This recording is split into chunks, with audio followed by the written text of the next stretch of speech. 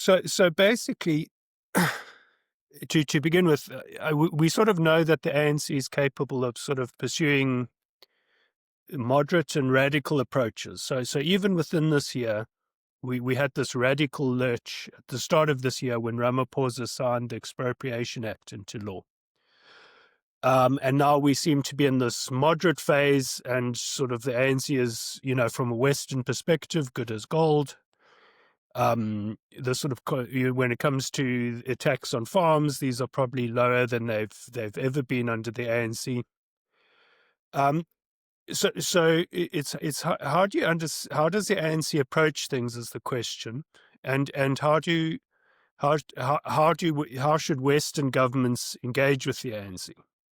And obviously, Trump has come under huge criticism everywhere for his approach. But the point I want to return to at the end is what effect this has actually had on the ANC's conduct this year.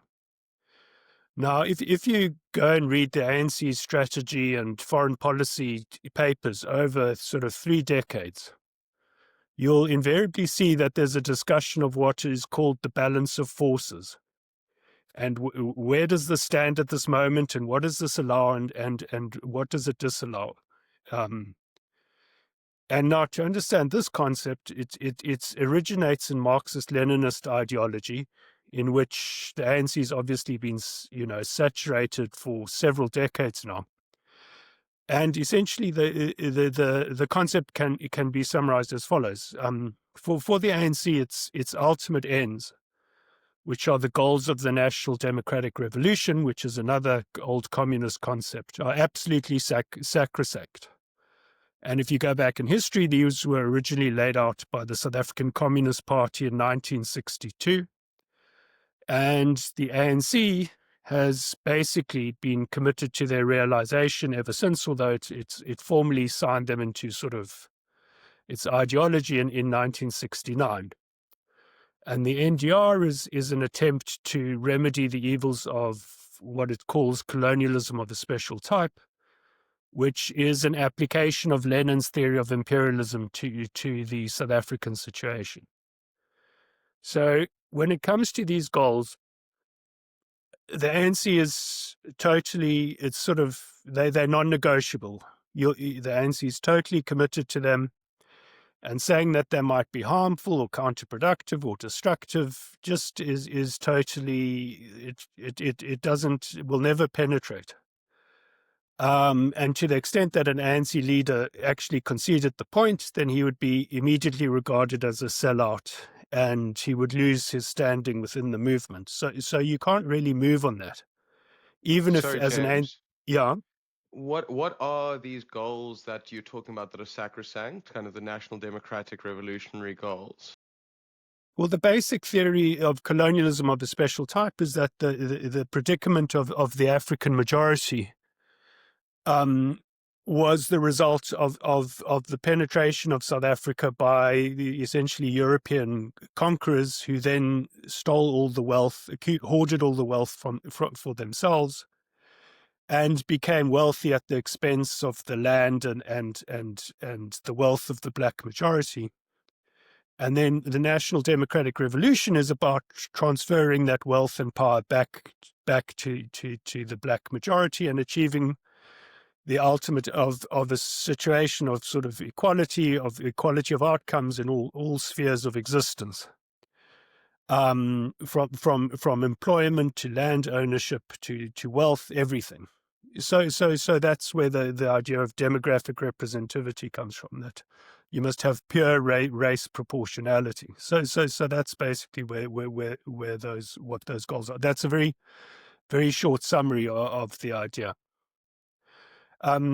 So you have the situation where the ANC is totally unbending in its commitment to these ultimate goals, but then it has this tremendous flexibility when it comes to the pursuit of these goals. And here, in terms of the theory of the balance of forces, all methods are, attacks and retreats, the shift from one method of struggle to another, whether you escalate or whether you de-escalate, it's all sort of permitted. And the right tactics in these situations are determined essentially by what the balance of forces are. And the correct line or policy is determined by this sort of very careful calculation of these the different forces in society.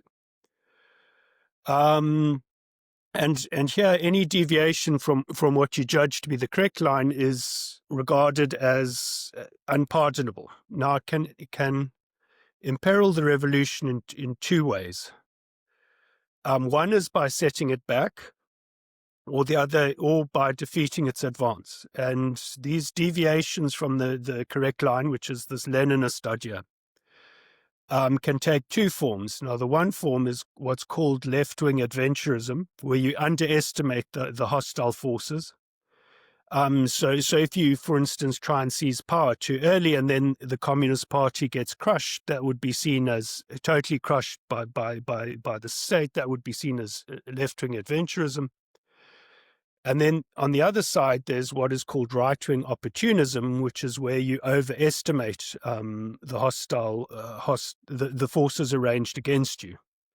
And therefore, you're in a position to advance towards, your revolutionary goals, but then you fail to sort of push the advantage.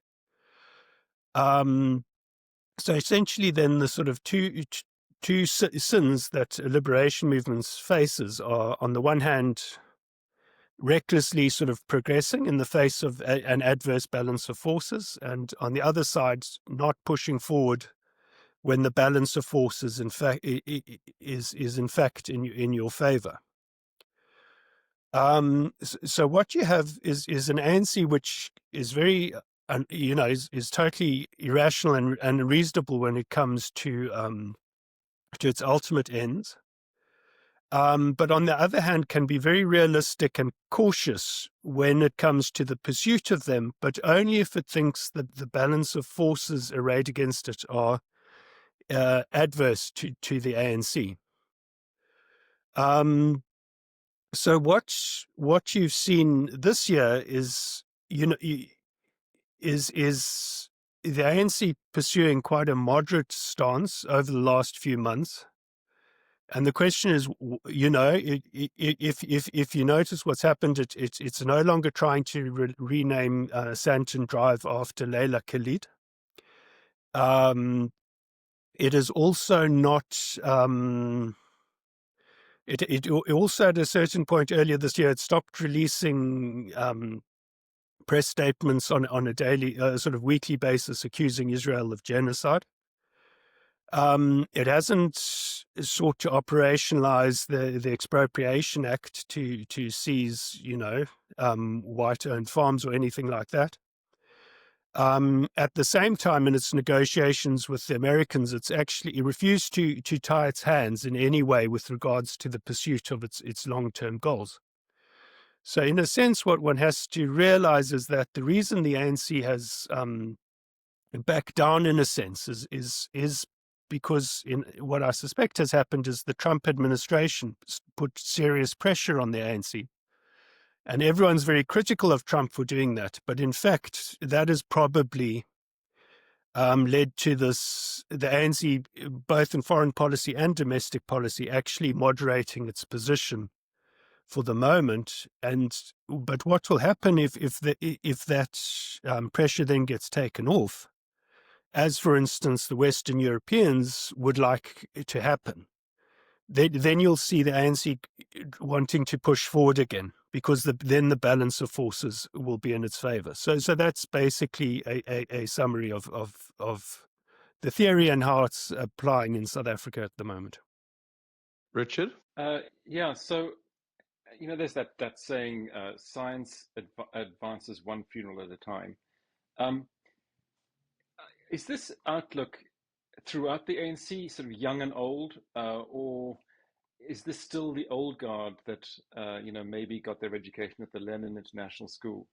Are there younger ANC people coming up that understand that have maybe a more classical liberal approach to the world, or is this sort of filtered down and re-indoctrinated with every new generation? I'm not sure how many young, the young people, the Youth League broke away to form the EFF, and those guys are even more extreme on this stuff. Okay. So, so I'm really not sure, but it is a sort of useful way of also, it's a sort of useful way of looking at assessing political questions, even if you're not a communist. What is the balance of forces, and I suspect it would help, negotiations with the Russians if you understood that theory as well in relation to the Ukraine, because the Russians would have been trained in that, as were the Chinese, so they understand perfectly well how this theory works. Westerners tend not to, so they tend to sort of try and placate the ANC, and then the ANC see that, and then they say, we can push forward even more aggressively. So you had a Biden administration that was endlessly sort of trying to placate the ANC, and the ANC in that situation became more and more extreme. And then you had Trump coming along and in his sort of wild way taking on the ANC, and then you saw the ANC in fact actually moderating its foreign policy quite drastically.